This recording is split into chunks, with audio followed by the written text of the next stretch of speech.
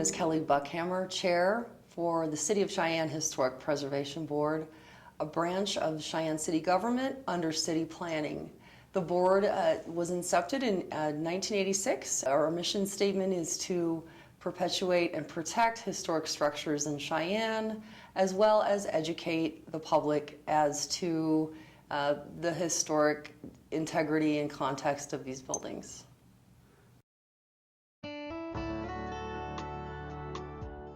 This venue is the historic Nagel Mansion.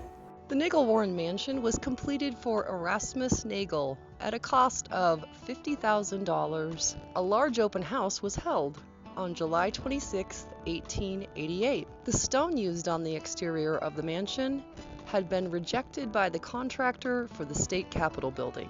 In 1960, the stone exterior of the mansion began to crumble, and the YWCA, who were donated the Nagel, covered the outer walls in stucco. The Nagel Warren is currently serving as a fully operational bed and breakfast.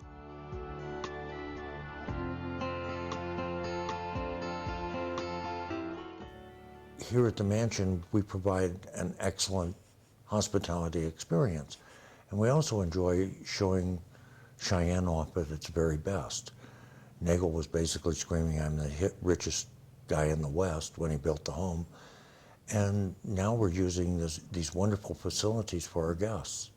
85% of what you would call recreational travelers, or what you and I would consider tourists, are involved in cultural and historic tourism. Very few people travel here to stay just because they want to stay with me in the Nagel Warren Mansion, but they come to Cheyenne to do something and stay with me, and they want that as part of the experience.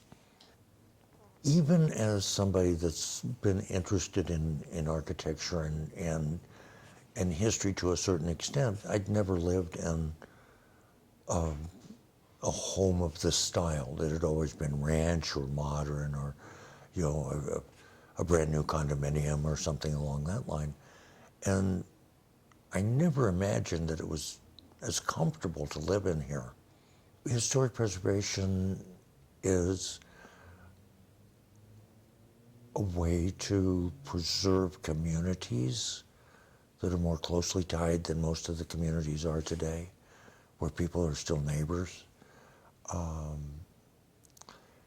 Preserving the old buildings, but more than that, they're part of our culture, they're part of our climate of the community, whether that's Cheyenne or Wyoming or Denver or the Old West. And it helps us with our understanding of where we are, where we were, and maybe where we're going.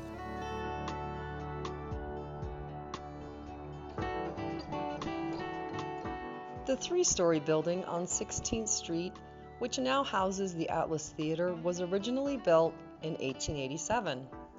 The bottom floor held a tea and confectionery shop, while the upper floors were used for office space. In 1907, Cheyenne architect William Du Bois was hired to convert the first floor into a theater, which would be named the Atlas. A few months later, it was reopened by the Publix chain as the Strand, but closed again after a couple years. The Strand reopened and closed at least a couple more times until the mid-50s, when it was no longer used as a movie house. In 1961, the theater was converted into the Pink Pony nightclub, which would only remain open 2 years. In 1966, the Cheyenne Little Theater Players began to use the Atlas for their live theater productions. In 1971, the theater company purchased the Atlas.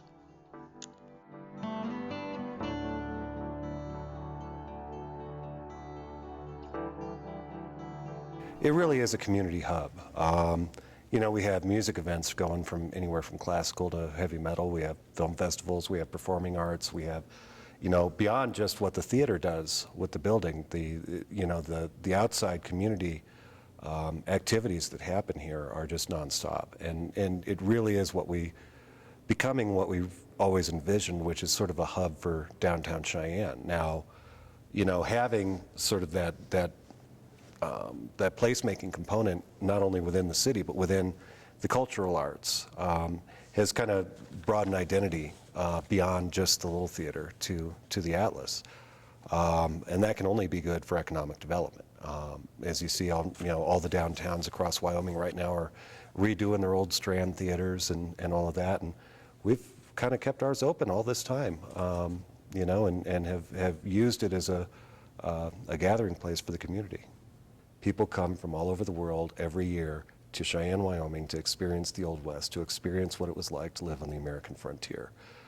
At the turn of the century, as this was a pretty major stop on the UP line, we had some world-class acts perform here pretty regularly. As Cheyenne developed, it developed as a world-class city, and they wanted world-class arts and world-class entertainment. We've got a downtown that is in transition, and I personally see enough improvements to be pretty optimistic about it. And having a cultural arts hub right here at Ground Zero can only do wonders for economic development. Cities that embrace the cultural arts generally do bring the vitality that brings in the younger families and the younger generations, as well as the art supporters.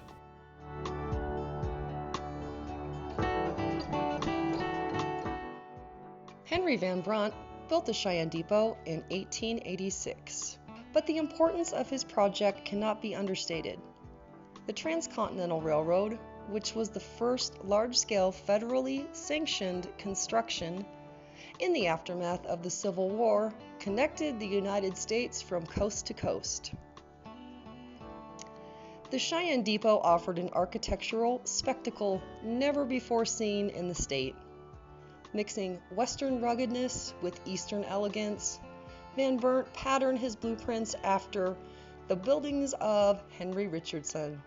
Richardson's designs combined elements of 11th and 12th century European architecture into a single style. Once completed, most considered the depot one of the best articulated examples of Richardsonian Romanesque style in the West, and a centerpiece for the city of Cheyenne.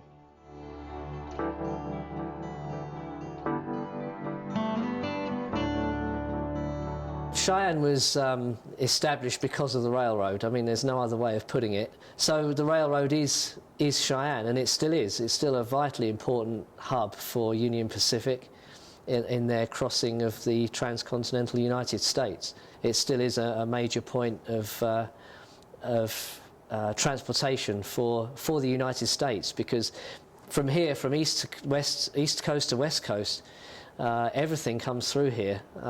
There's no other way of getting from one side of the country as quickly to the other without coming through Cheyenne. So it is vitally important, as it always was. The depot is a very labour-intensive project. We need volunteers. We need people to help us, and the helping and the volunteering is really good fun. You meet so many different people from so many walks of life, from so many different countries, and you get to know, particularly with the restoration side of things, you get to know people's family histories. They want to tell you their memories, their experiences, and how their families were involved in Cheyenne, and the history of Cheyenne and the railroad and everything else. That's the payback for all of the effort that goes into restoring anything, is hearing people's stories and hearing their memories of these things that are so important to keep, because within a few years, those memories will be gone and we won't be able to capture them. So it's vital to get involved and to help out and to share your thoughts and memories with people about these different buildings and projects in Cheyenne. It's vitally important to remember how we got here and where we came from. Coming from England, we're immersed in history. History here is more fragile, I think, because it's so much newer. So it's really important to remember the efforts that people made to make Cheyenne what it is now, and how it got here and how it was established and why it was established.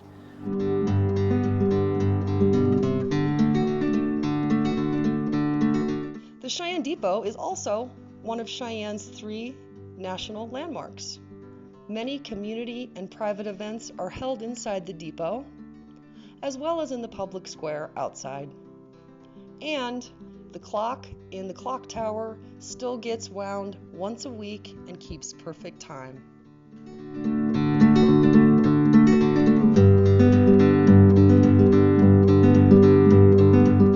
brings it full circle and what brings historic preservation full circle is living in a place you love, understanding what happened in the place that you love and the buildings that you go to and the events that you go to in these buildings. Understanding what happened in these buildings, the stories that they have to tell, helps us to connect the dots